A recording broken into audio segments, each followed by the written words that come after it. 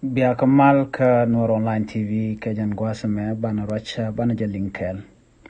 An lara ban lingwasame taandan en chalade ka queen iskamen chatup ka queen man ka duobadan en de rande roda ganga je kriktin kon tin be ka je ki kriktin kon tin chuchran. Ban jokula linkel akan konore racha dan ban ga jan gwasame mi jira mi jidit ka jan channel me ka Noor Online TV deji jogono ko subscribe kanywaga ba kanasen konin kwechke Noor Online TV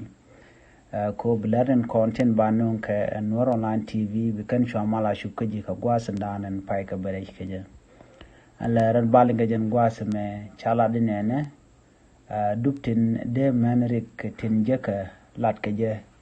rewe ke bintio ke rewe ka South Sudan ke no gwaza ti shekte tan mala shek nuare doba dana da written content jaga da kalat ka je ki de kalinga je ani dialan content de tegdien de jaga an wala shanka wal ka fayin rol kin daro jendang ro wan ban ler me ban je chuling kel kono de kon ler kon lat ko rodien re wich ka bintio kan ta dana de men de rodien ganga je ka written content je kan ka da gwalungo no de yan kalin ngwasame ban shure roja danen ci kono non ka jan gwasame ka do brande kon linga jan gwasame te ka roj mishalat ma golian shala di nene shala de no shamment shop ko jan jogwi di diech cha ka nge ka do bande ka rodian ganga je ki ko do brande ka roj ka jan ka de ka roj correcting content manga ka ken cha ka nge ka do bande rande ro da ganga je ke wuni ke eni me beje je chega mo point ka shaje non ko do mi chanok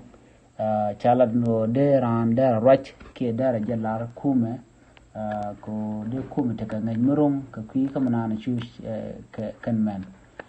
mi sha chek cha je yong wut mi shi wucha mat ka kwang ka do je shek ki mi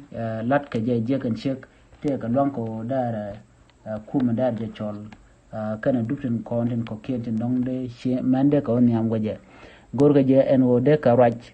ko de jodi de jalien kan siam gwasame kan man peg de jande wuri diech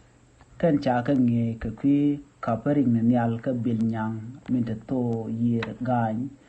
dung dua rup kona kom sieng para kana mal ke Justice and Peace Commission kaneten content charo de realika ko de kan man de kan nge ko do dan de ko yen gang ka je and Justice and Peace Commission re which and unique bintiu ki ru kone o ba mala dan gor ke de manager ko kan man wa kan chush kan long ko shun ken cha ka leslet ko kan ci kan roj a can te ga mi je ci chup karan ka shek ce je balad be bet ke be de cha ko le jogno tal mu goro bran be bet mite mi shu be kum be je yik lalar ko baraj be man danan je jiga bet ba je yin aje kuma ka do danan gorga jeno de wuni kan man de ka par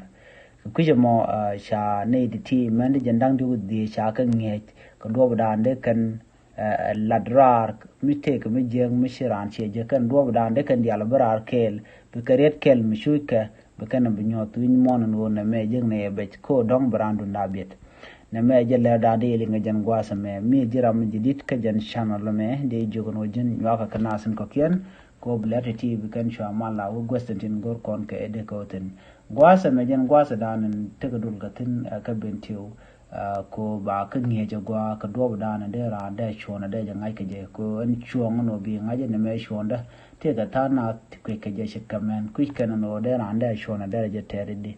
donc de jidu haj bang wud mi shamat ka kwang de jidu haj bang rami chinyere ji lora bang de je ka pin wud mi shen no kan to kan dial chagu je no de shek de ra raje ko de ne kon lat ke je kaka de ka kuma ka do ban gor ka no de mal de ten ne me je le dan yin ga jan gwas me ku je nyaka nasan ko ken ko blaren tin ko ken tin be bi kan chamala shu kunji ka gwas me de kon chungo no no an wala shen wal ga fay ngwan ron kin da ra wi jan dang wi dum man ya te kamal bye bye